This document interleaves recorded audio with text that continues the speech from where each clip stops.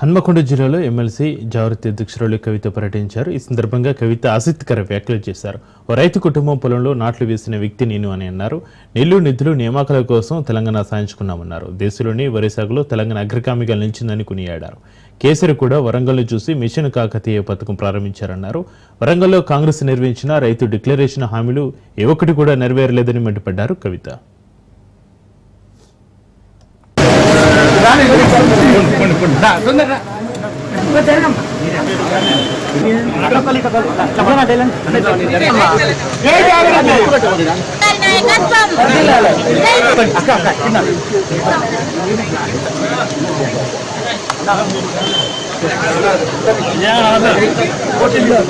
రైతు డిక్లరేషన్ ఏదైతే ఇచ్చిందో ఈ రైతు డిక్లరేషన్ దీంట్లో మొట్టమొదటి అంశం ఏంటి అని అంటే, నేను రాగానే ఇగో డిసెంబర్ 9వ తారీఖు నాడు మేము వస్తాం, రాగానే 9వ తారీఖు నాడు మొత్తం మీ రుణమంతా మాఫీ చేస్తాం, మీకు ఇంక కావాలంటే ఇస్తే బ్యాంకులు ఎక్కువ చేసుకోండి రుణం అంటే పాపం చాలా మంది రైతులు, గిరిజన రైతులు, ఎస్సీ రైతులు, దళిత రైతులు అందరూ కూడా పరిగెత్తి వెళ్ళి కుటుంబాలలో ఒకరు 2, 3, 2, 3 పేర్ల మీద లోన్లు తెచ్చుకున్న పరిస్థితి.